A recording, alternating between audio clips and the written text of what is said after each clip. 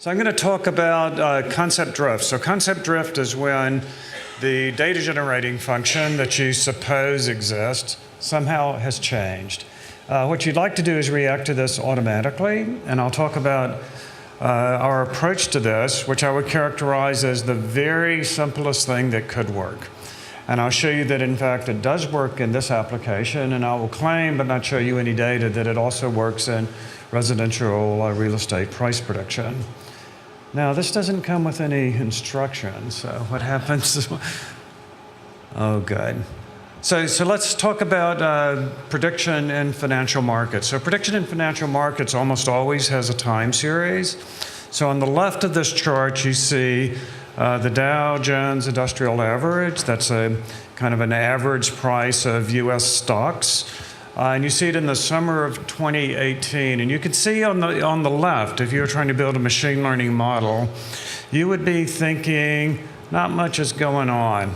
Right? It's not very complex. So you might want like a simple model. And so that's kind of one thought you might have.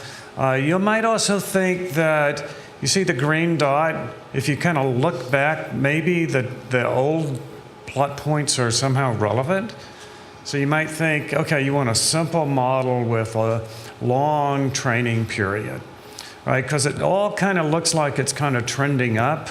And if you didn't like machine learning, you'd pick up an ARIMA book or something from some other discipline, and you would just do kind of like the simple plot. So remember the earlier thing on predicting with automated methods, and they had a very time series thing. It was very regular, and they got their predictions to work. So that's what you might think if you're on the left. Well, something changed because it's the exact same time series on the right. And you would look at that time series and say, well, that's pretty complicated. I want a complicated model. And by the way, when you look at the dot point on the right, which is the last dot point, you might think that the first few points on the right aren't very relevant. So the history is not very relevant. So what's the simplest thing you can do?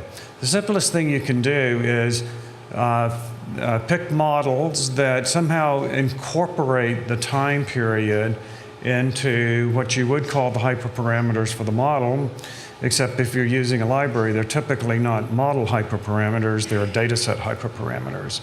So that's the simplest thing you can do, and that's what we did, and I'll show you how well it works here. So what would you do if you had a non-stationary time series? This is kind of a quasi-literature review. So you could refit periodically. So you might refit if somehow your accuracy was not so good, so you'd kind of measure the accuracy of your predictions, and then retrain somehow. You might also, if you're a little bit more sophisticated, you might want to refit when your decisions weren't very good. So typically what happens is you make a prediction, you translate the prediction into a decision, and you really care about the decision. So you might, so that's what economically justified is supposed to mean. A lot of companies refit on a schedule. So they'll retrain their models every night, for instance. I know one company that predicts what you're going to click on advertising. They have a big training thing they run every night.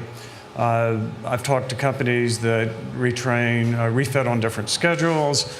I found one company that failed to retrain for 18 months, and they found that their model was not very accurate after 18 months. But you know, that would be on a schedule, a very slow-moving schedule. The other thing you might do is you might weight the training sample. So going back to our example here, on the left, you might think, okay, that's pretty stable generating function.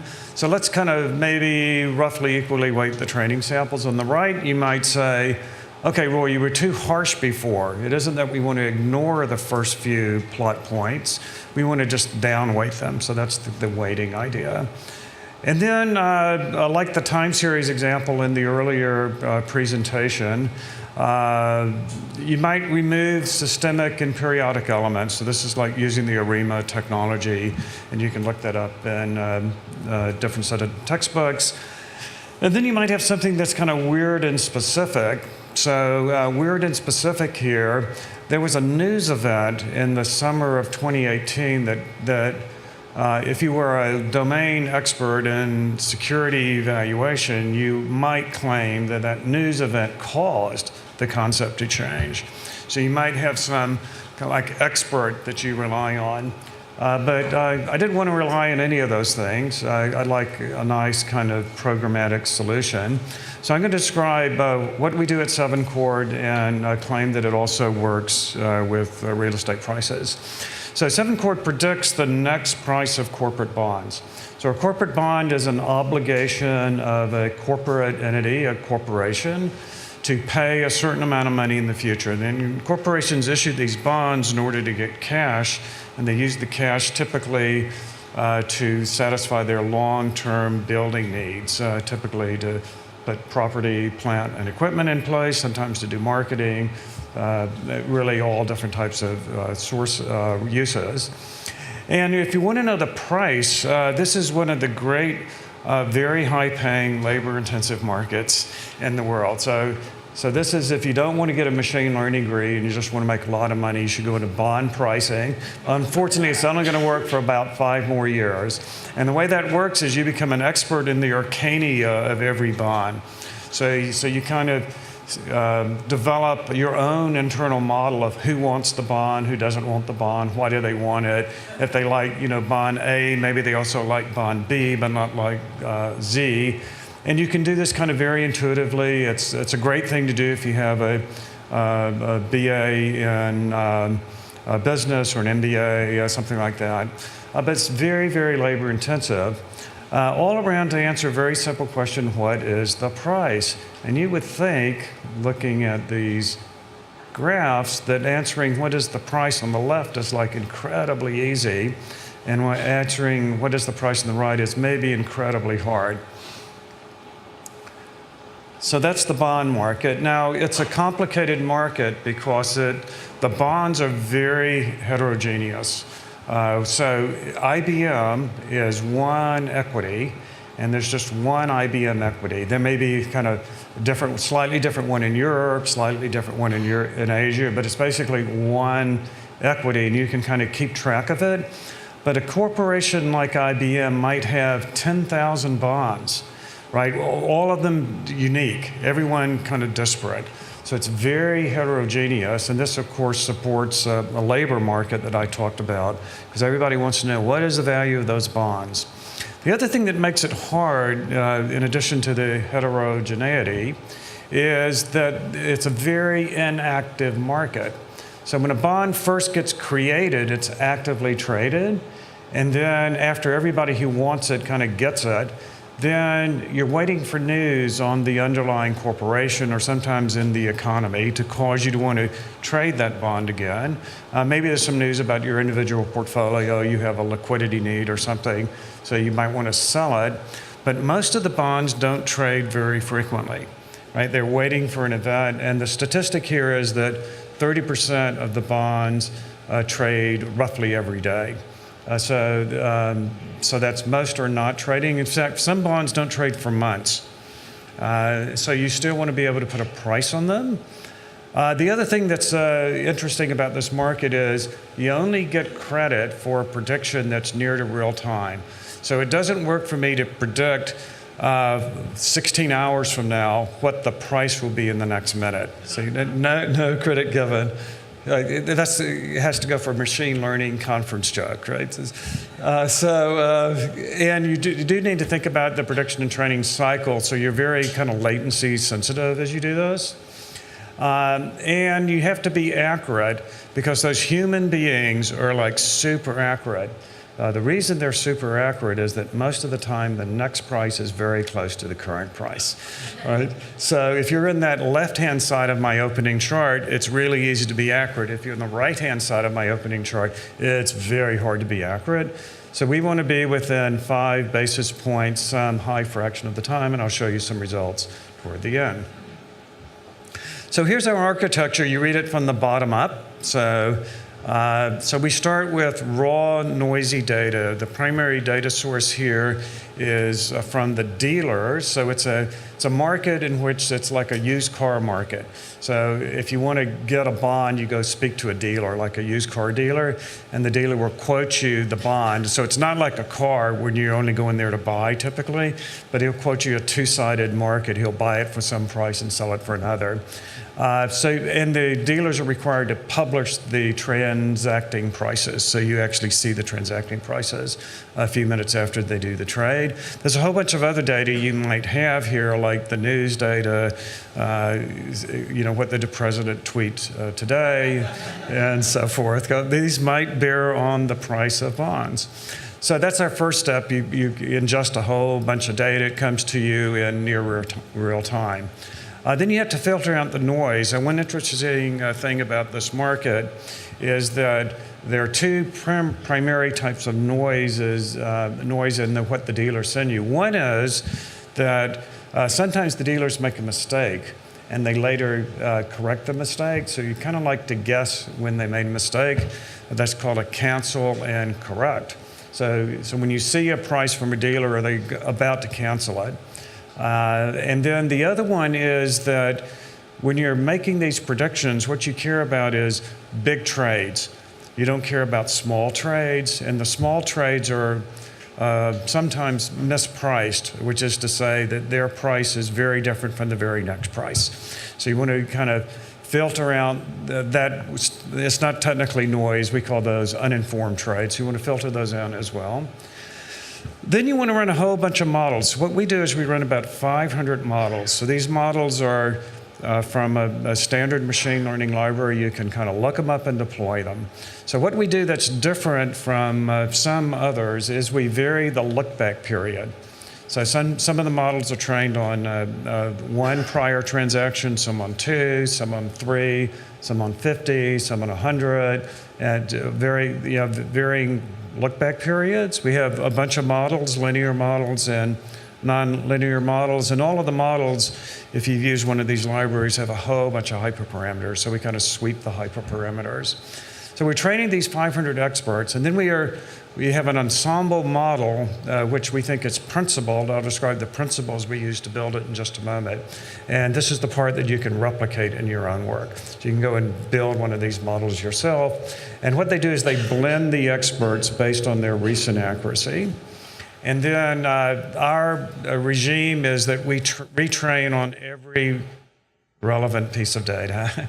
So we retrain very frequently. So we have a lot of AWS equivalent instances running, and we really do need the SIGOps people to help us out for that, except we custom built it because we got started before they got started. So how do you build this expert system? So the details are, of course, a big trade secret, but the ideas are exposed on this slide. So this is how to build your own. So first you go and get the book, Prediction Learning in Games. This is a really good book about predicting. The first part is about predicting with experts. So we actually have the 500 experts. The setting is you want to make sequential decisions, so sequential price predictions using N, capital N experts. N is 500 about for us. And what you want to do is you want to beat the best experts. So this is kind of like a two-pass experiment. So you have the 500 experts running. Let's suppose in some time period, one of them would have been best. So what you'd like to do is you'd like to beat that best expert. And you can do this because you don't have to use the best expert all the time. So that's called minimizing the cumulative regret relative to the best expert. And so there's a theorem, which you can find in the book, that if you build your forecast using a certain type of weighted average of the N 500 experts, and you construct your loss function so that it's mathematically well behaved, then you can have a cumulative regret over a sequence of decisions that is bounded above by the square root of a function of t is the time, which is the number of predictions you make, and n is the number of experts, so that's fixed. So this is like the most amazing theorem ever. It's almost like the fundamental theorem of calculus. So this theorem says that you will be, as time progresses, you will be less than linear in your regret versus the best expert. It's the world's most amazing theorem. I wish I had written it, but I didn't. I just use it to write computer codes. So here's an actual example. This is the example of something that you probably read about. I remember the fires in California, and the utility company got dinged because maybe they allowed those fires to occur. Why they would have allowed that is a complicated regulatory story. So what you're seeing here, the purple line, is the yield on the bond, or a proxy for the yield. As the yield goes up, the bond is worth less and less. So it's kind of an inverse price curve. So you can see that vertical line with the little news story that you probably can't read that says Pacific Gas and Electric is accused of allowing the campfire to occur. And this, of course, is not good for the price of the equity, and it's not good for the price of this particular bond because of how this bond is constructed. So that's the time period, and you can see there's a jump discontinuity. You might claim that a new concept was introduced, but in any case, after that exact date and time, the yield equivalent goes up a lot, and it bounces around more, maybe, depending on how you look at it visually. So when you look at our ensemble model, so our ensemble model has 500 experts, but this is looking only at the top 5 experts. So the first 3 dot points are before the news came out. And what you're seeing there are plots of the top 5 experts, the most accurate experts. And you will see that those plot points are exactly on top of each other. So we didn't jitter them for the purposes of this presentation, or you couldn't see anything, because the others are going to look jittered, but they're not. So these were models that, if you look at the period before the vertical line, it's kind of like the very first slide I showed with the Dow, which is, man, that's easy to do. You need a simple model. You want a lot of history. So let's see what we got here. So what you got is looking back at least 30 trades from all of these experts. These are the most accurate experts. And the model type is encoded in our very special language, but that means linear model. So these are linear models. They are regularized, but they're pretty accurate. So at the bottom, you see the accuracy. So you see the first one is 100% accurate. Then you see the tiny bar, so pretty accurate. Now let's let the news come out that maybe PG&E is responsible for the campfire. That's catastrophic. And so now you see our prediction on the VIG bar. So that's the very first prediction we made after that. And you can see we made a catastrophic error. So that big bar is how much error we made. So the very next trade, we were no good. But look at us on the very second trade. So now we're back to roughly where the errors were before. And we're now looking back only 3 trades because the history is not very relevant. So let's go back to our slide. So on the right, you can see the history is not very relevant. It jumps around a lot. Nobody knows the value of this company or the bonds. So we have a very short period, and our model type is nonlinear. It's a random forest model. So that's our technique. I think it's entirely stealable, and you can use it in your own work. Just get the book and read up about it. So when you backtest our model in bond price prediction, if you go to the summer last year when the Dow had low volatility, bonds also had low volatility, then you would see that 78.5% of our predictions were within 5 basis points. So you can argue whether that's good, bad, or indifferent, but that's how we did. And then now in the more recent period when the volatility went up, we stayed pretty accurate. 76.5% were within 5 basis points, so we didn't drop a lot, and the environment was much tougher to predict. So that's our presentation. We are participating in the book giveaway. So if you drop by our desk, you can hear more details. And if you tweet or so forth, you can maybe win one of these books. So I think I've got 1 minute and 29 seconds. So I'm over. That actually means I'm over. So do I have time for a question? So the question is, how far do we predict ahead? We predict the very next trade, which is notionally the next second. But the very next trade might occur in 3 months. Yeah, so the question is, why has it taken so long for automation to come to the dealer market in corporate bonds? And the answer is I don't know, but I suspect it's because of the information asymmetry that exists. The dealers know a lot about the value of the bonds, and the investors know much less. So they're very dependent on these MBA types who have these spreadsheets and know which bond is worth what. So the question is, do we use pure time series or it's a question about feature vectors.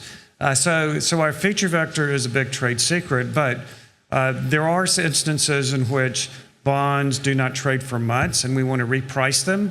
So what we do is we find companion bonds which trade like the subject bond, and then we rebuild our feature vectors based on the pricing dynamics of those companion bonds.